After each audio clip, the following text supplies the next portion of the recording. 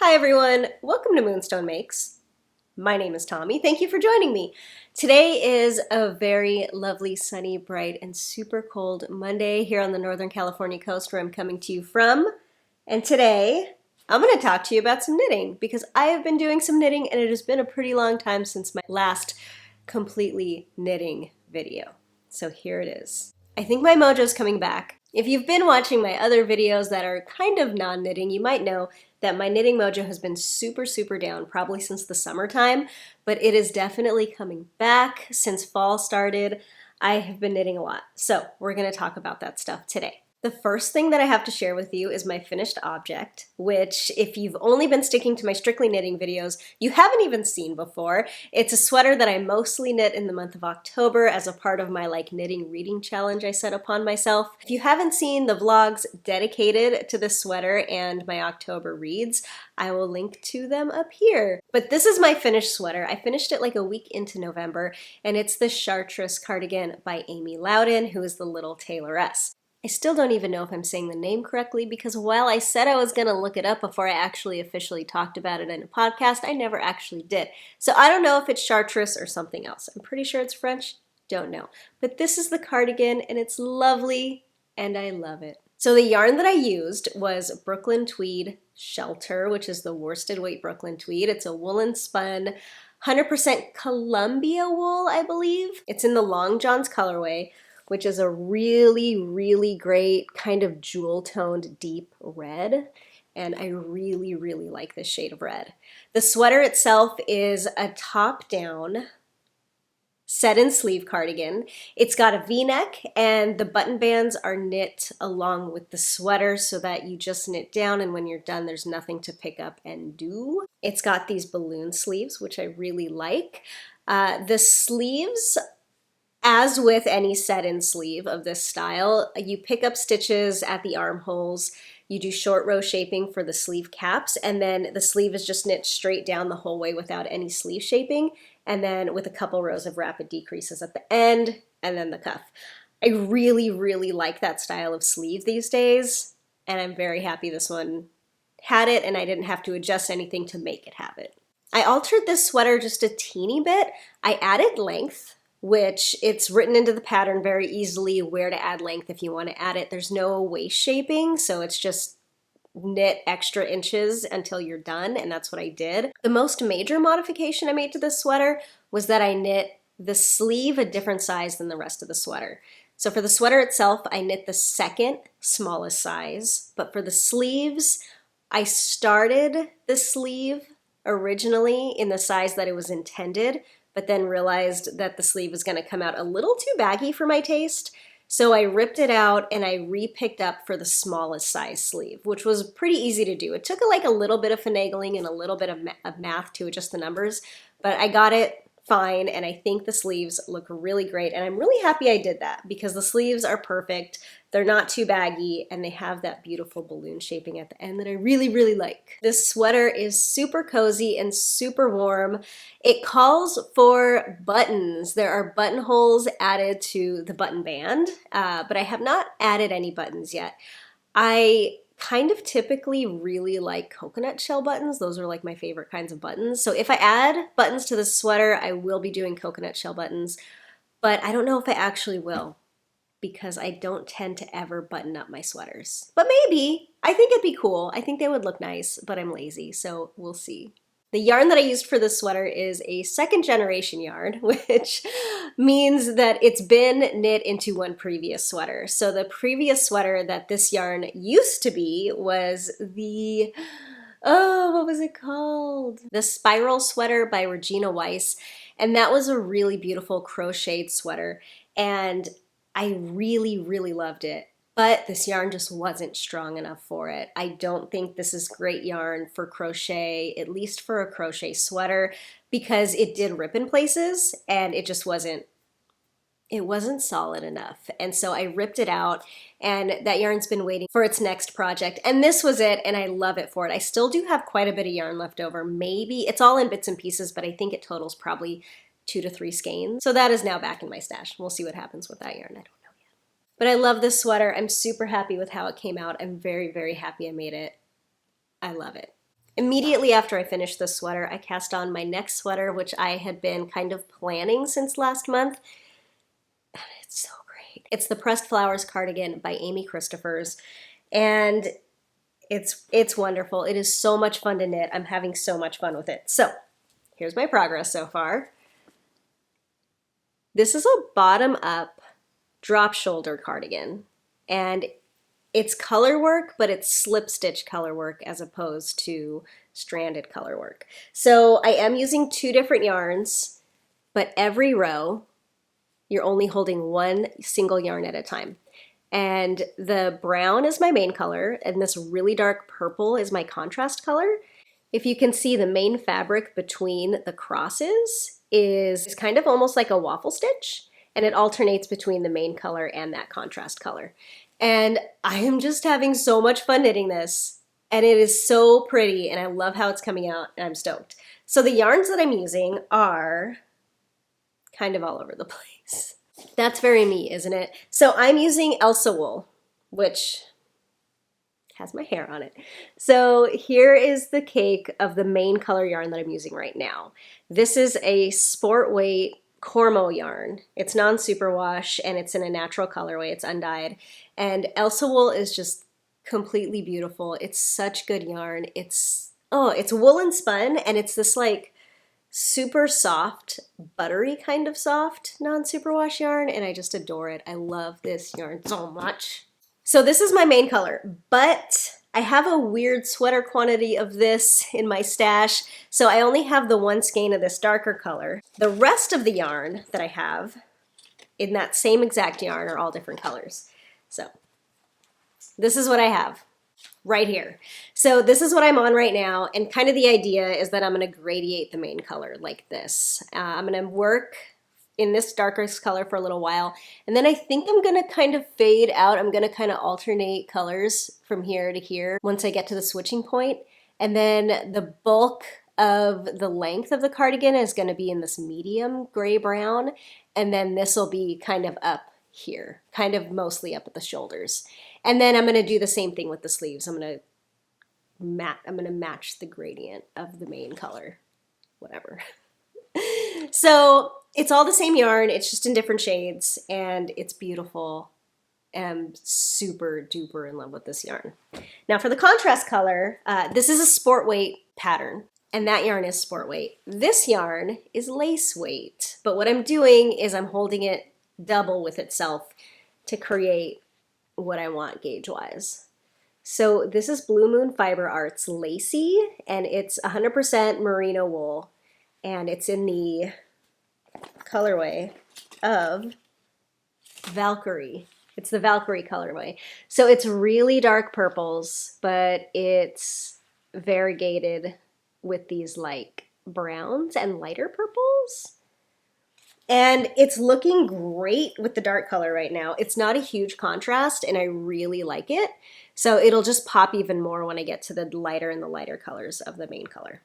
So it's a beautiful, perfect sweater, and I'm making it weird by working with the stash that I have, and I hope it comes out looking cool. It might come out looking super weird. And you know what? If it does, it's gonna look super weird. But I wear things that look super weird sometimes, so I'm okay with it.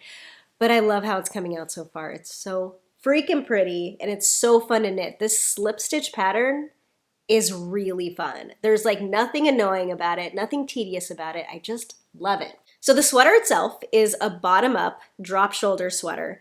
It is an open fronted cardigan, or is it V-neck? It's a V-neck cardigan. It probably is gonna call for buttons. I don't know, I'm probably not gonna add buttons. But you pick up the button band at the end, and I'm gonna have to figure that out. I'm probably gonna have to save some of the darkest color. I hadn't thought of that yet. Is that the case? Uh-huh. So you pick up the button band at the end, and I'm probably gonna do the darkest color. So I'm gonna have to save some of my color, some of my darkest color, not only for the sleeves, for the bottom of the sleeves, but also the button band. I did not think of that. See, this is why I like talking to you, because I'm forced to actually think about the logistics of what I'm doing. Okay, I should probably be done with the darkest color soon. Yep, that's a good idea. Okay, I need to save some yarn. And if I have to buy more, it wouldn't be the biggest tragedy in the world. But I am knitting this on a size US 5 Licca needle. I'm just using the needles called for, suggested for in the gauge. I'm using the size needles that the pattern suggests to get the gauge. I didn't gauge swatch. I didn't gauge swatch for this sweater either. I used to be a big gauge swatcher. I haven't gauge swatched for anything in so long. I just don't care anymore. So I'm just rolling with it. And yeah, I could check my gauge with what I'm getting now, but whatever. I don't know. It's fine. I don't really like checking gauge on unblocked stuff because I feel like that isn't really going to be your end gauge. You have to kind of block it to actually get your gauge. And I don't want to block, like, whatever. I'm not doing it. I'm not trying to justify myself here. I'm just rambling. So no gauge. We're going to see how it goes. It looks fine to me. I like the fabric I'm getting, you know. The Progress Keeper that I have on it is a Woolen Forest Progress Keeper because Maria kind of makes my favorite Progress Keeper, so it's all I want to use anymore. But it's got a little star and like some stones and stuff or whatever, and it looks great. And I love this project so much. It's so fun. And it's just so perfect because it's got drop shoulders, which is like my favorite. I wish this had drop shoulders. If this had drop shoulders, it would be like even more perfect. But it's just the style of cardigan that I love, and the pattern is so pretty, and my yarn is so wonderful, and I'm really, really in love with this project. I'm having so much fun with it, and I wouldn't be surprised if I finished it like really fast. Oh yeah, I have another finished object. I remember how to do this stuff. Okay, so I knit a pair of socks quite a while ago, probably back in the summertime, right after my last podcast, and I finished them. These are some vanilla socks that I made out of my yarn, which is Moonstone Dyeworks. This is the After Dark colorway, and it's on the yak sock base, which is a sock weight blend of yak and superwash merino, and I love them. The yak sock is such a good yarn. Even for socks, especially for socks. I love it for socks. It feels so good. They feel kind of luxurious, and I like really, really love them. So yeah, I don't remember the specifics of what I did on these. I knit these so long ago, and I did not look anything up first. But most likely, if I'm going to take a shot at guessing, I'm going to say that I used a US size 1 needle. I did top down. I probably cast on 64 stitches and then decreased a little bit throughout the leg until I got to 60 stitches. Did a heel flap and gusset. See, I can just make stuff up and say it, and it doesn't really matter. And then like a regular wedge toe for the toe. Here's the other one.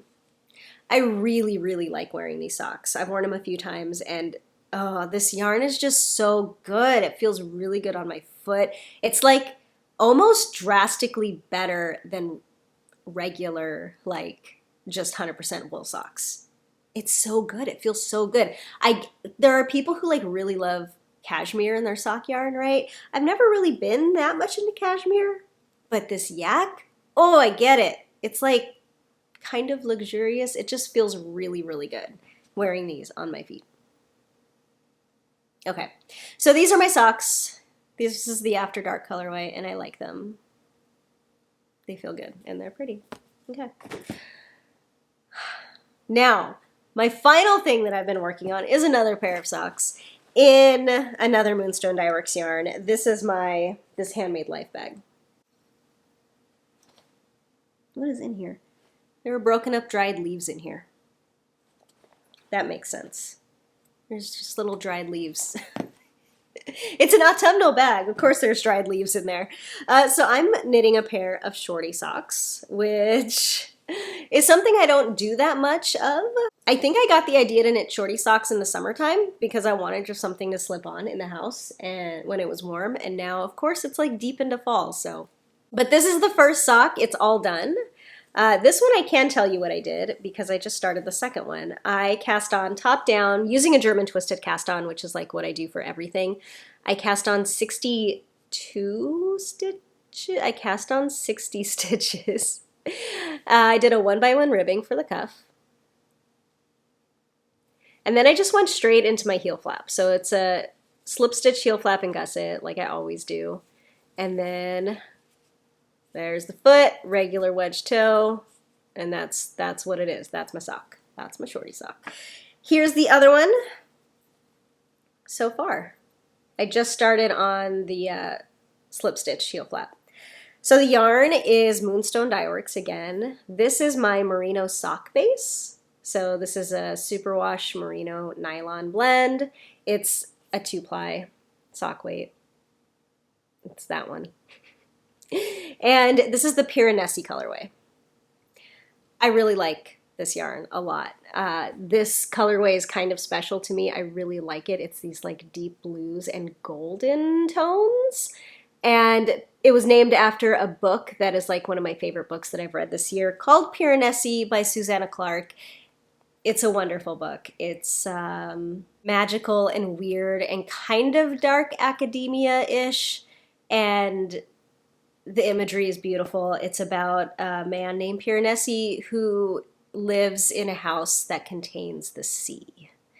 And it's very short and it's very concise. It's one of these novels that just doesn't waste a word, and everything is so well written and just conjures up the best imagery. So yeah, I created a colorway based off of it. Weirdly enough, I just finished Susanna Clarke's other novel today, like 10 minutes before sitting down to record. That's a book called Jonathan Strange and Mr. Norrell, which is like the exact opposite of Piranesi. Piranesi was like under 200 pages. It's concise, it's beautiful, it sucks you in and it makes you care. And not that you're here to hear about books, because I'll probably talk about it in another book video, but Jonathan Strange and Mr. Norrell is like 800 pages. And personally, I didn't find the imagery there. I was not compelled by the imagery. I couldn't see anything, you know what I mean? It didn't suck me in. I felt like surface level, like I'm just an observer, you know? Like I wasn't engaged in the story. It was like all plot, and it's magical and everybody loves it and it's great. It's a really good book. It was really well written, but it didn't grab me the way Piranesi did, and I didn't love it. But I just finished it like an hour ago, so I don't know. Maybe it needs to sink in a little more. We'll talk about it at another time. All right, folks, that's it. That's everything I've been working on. I am pretty happy with my knitting progress these last few weeks, month-ish or whatever. I love my sweater. I'm like having so much fun with my second sweater, and my socks are kind of background. My socks are kind of a background fuzz. It's all about this one sweater for me right now. I'm definitely doing the monogamous knitter thing right now. But I do have itches here and there to cast on some other things, so we'll see what happens with that. I am deep in the throes of dyeing yarn right now, which has been so much fun. I've been working on my new holiday colorway, which is coming out soon. And I'm definitely slowly like snowballing back into the knitting world, which just feels really good to be back in the knitting world, to be back enjoying knitting and fiber and having it be a comfort thing like it usually is for me. So yeah, I'm happy to be here, happy to be back in my mojo. I don't know, whatever. Okay, I'm gonna leave you pretty much there. I would love to know what you're working on, as always. Is it the season for you to be knitting all the things? Is your mojo coming back, or did it never leave? And specifically, if you're knitting a sweater right now, I would really like it if you told me what sweater you're knitting. So, sweater knitters, let me know. What are you knitting? And as always, this video is brought to you by our patrons over on Patreon. If you're interested in checking out my Patreon, you can check the link below. Thank you so much to everybody who is a member over there. You really keep these videos going, and I appreciate your support so much. So check that out if you're interested, and if not, that's okay too. If you want to hit like and subscribe, that would be amazing as well, and I will see you in the next video. Thank you for being here. I really appreciate your time, and I love you. Mwah. Bye.